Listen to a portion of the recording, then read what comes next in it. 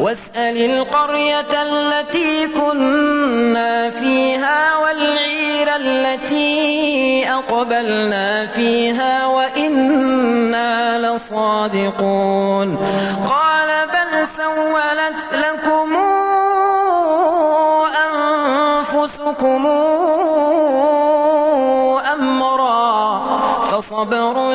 جميل عسى الله أن ياتيني بهم جميعا إنه هو العليم الحكيم وتولى عنهم وقال يا أسفا على يوسف وابيضت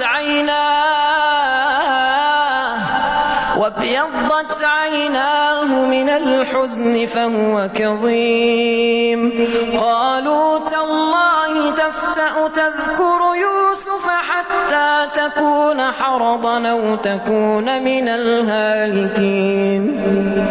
قال إنما أشكو بثي وحزني إلى الله وأعلم من الله ما لا تعلمون يا بني اذهبوا فتحسسوا من يوسف وأخيه ولا تيأسوا من روح الله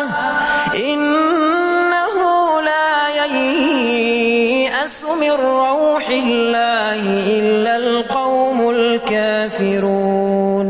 فلما دخلوا عليه قالوا يا أيها العزيز مسنا وأهلنا الضر وجئنا ببضاعة مزجاة فأوف لنا الكيل وتصدق علينا إن الله يجزي المتصدقين قال هل علمتم ما فعلتم بيوسف وأخيه قال هل علمتم ما فعلتم بيوسف وأخيه إذا أنتم جاهلون قالوا أئنك لأنت يوسف قال أنا يوسف وهذا أخي قد من الله علينا إنه من يتق ويصبر فإن الله لا يضيع أجر المحسنين قالوا تالله لقد آثرك الله علينا وإن كنا لخاطئين قال لا تثريب عليكم اليوم يغفر الله لكم وهو أرحم الراحمين اذهبوا بقميصي هذا فألقوه على وجه أبي يات بصيرا واتوني بأهلكم أجمعين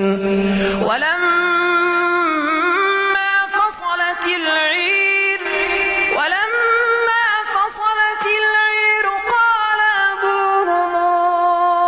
إني لأجد ريح يوسف لولا أن تفندون قالوا تالله إنك لفي ضلالك القديم فلما أن جاء البشير ألقاه على وجهه فارتد بصيرا قال ألم قل لكم إني أعلم من الله ما لا تعلمون قالوا يا أبانا استغفر لنا ذنوبنا إنا كنا خاطئين قال سوف أستغفر لكم ربي إنه هو الغفور الرحيم فلما دخلوا على يوسف آوى إليه أبويه وقال ادخلوا مصر إن شاء الله آمنين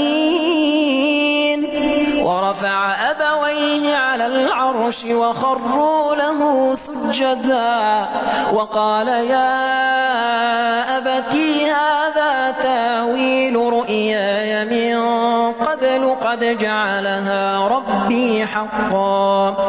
وقد أحسن بي إذا أخرجني من السجن وجاء بكم من البدو من بعد أن نزغ الشيطان بيني وبين إخوتي إن ربي لطيف لما يشاء إنه هو العليم الحكيم.